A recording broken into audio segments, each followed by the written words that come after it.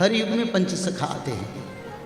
ये पंचसखा क्या है, इसके बारे में हमको जानना चाहिए। ये जो पंचसखा है वो भगवान का पंच अंग से उत्पत्ति होते, विष्णु अंश के धारण करके, ऐसे नहीं। उनके पास अष्ट सिद्धि नवनिधि जैसा शक्ति भी वो प्राप्त करते हैं। अणिमा लंघिमा जैसे देवताओं को दुर्लभ, उससे बड़ा पराशक्ति भी उनके साथ रहता है।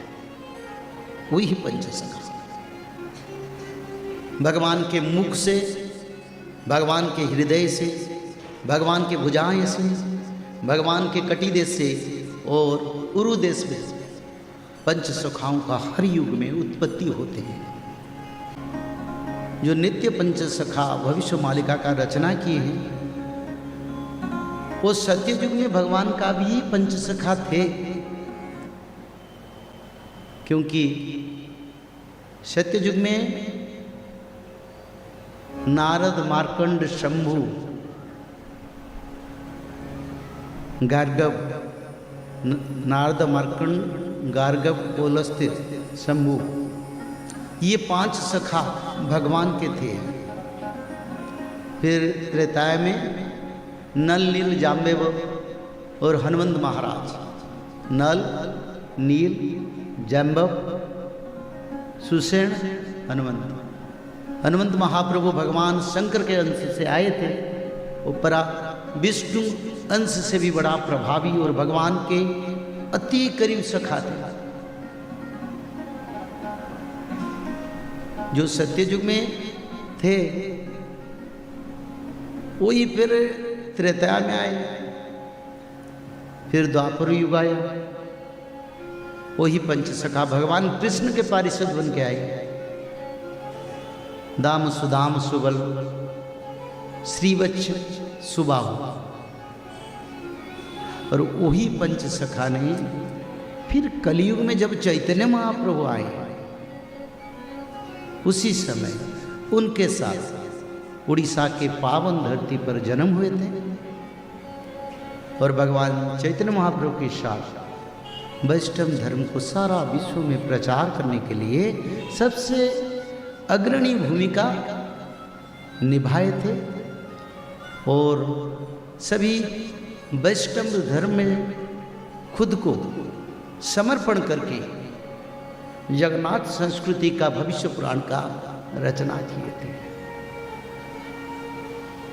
हर युग में पंचसखा आते हैं।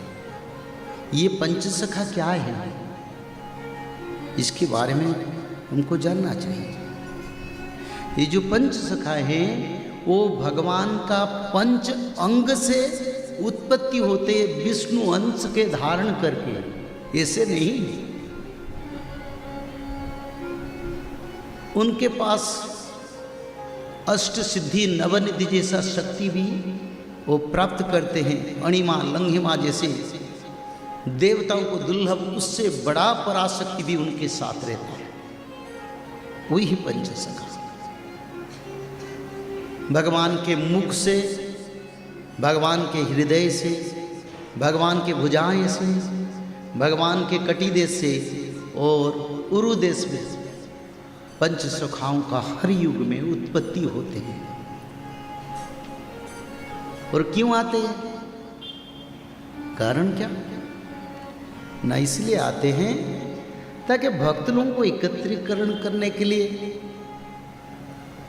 भक्त लोगों को दिशा दिखाने के लिए, भक्त लोगों को भगवान के प्रति दृढ़ विश्वास प्रकट करने के लिए और भगवान को समझाने के लिए, ताकि ये प्रभु हमारा प्रभु है।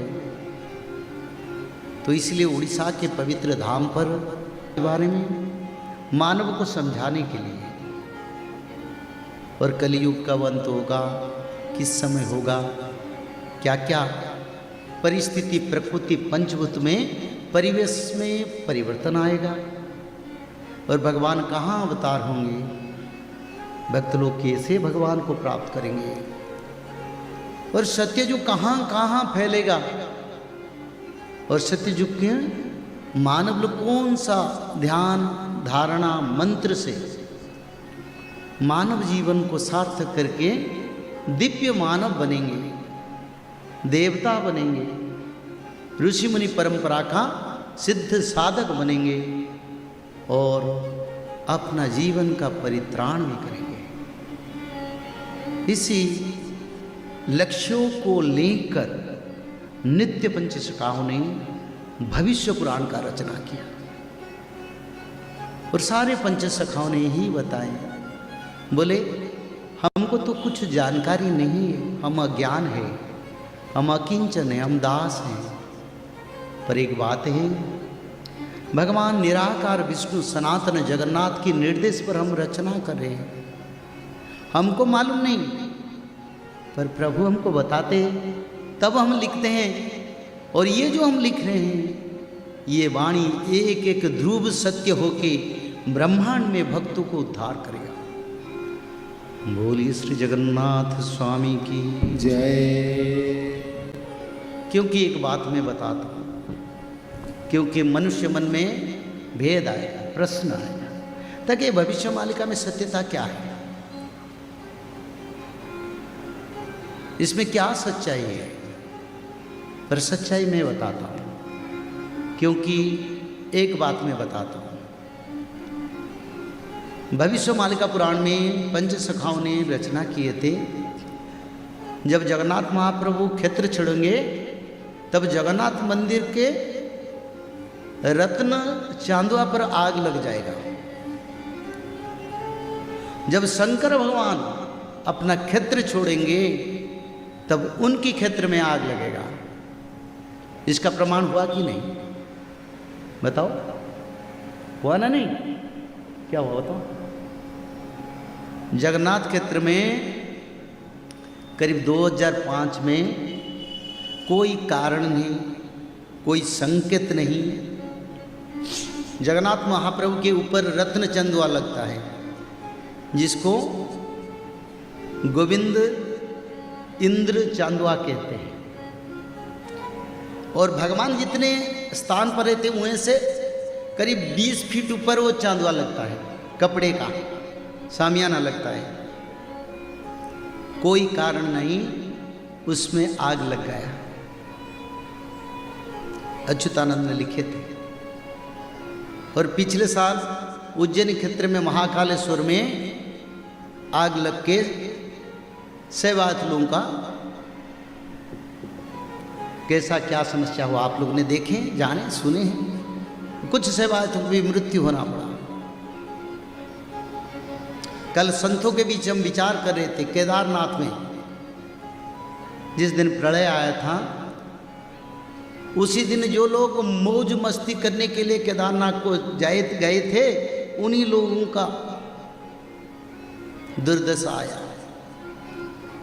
और जो लोग घोड़े गधे को चला रहे थे, पाल के उनको परेशानी कर रहे थे, उनका सारे लोगों का समाप्त हो गया। और एक बात है जिसको नहीं बताऊंगा, क्योंकि वो कंट्रोवर्शियल होगा। कल हम विचार कर रहे थे, उसी दिन वो संत केदारनाथ में थे। तो केदारनाथ में ये प्रलय क्यों आया, इसके बारे में विचार रखेंगे। कड़ो दश सहस्राणी विष्णु तेजंती मेदिनी तदर्धे जह्नवी तदर्धे ग्राम देवते। 10,000 साल तक भगवान विष्णु कलयुग में धरती पर निवास करते हैं। 5,000 साल के बाद माता गंगे धरती छोड़ देते हैं। 5,000 साल के बाद माता गंगे धरती छोड़ते हैं। 2,500 साल के बाद जितने ग्राम देवती है, यानी ग्राम देवी, कुल देवी हर गांव में है, वो धरती छोड़ देते हैं 2,500 साल के बाद। तो कलयुग तो 5,130 साल हो चुका है। जब 5,130 साल हो चुका है कलयुग को, जगन्नाथ संस्कृति का पंजिका के अनुसार हम प्रमाण रखते हैं, बिना प्रमाण में कुछ नहीं बताते। माधव माधव माधव माधव माधव माधव माधव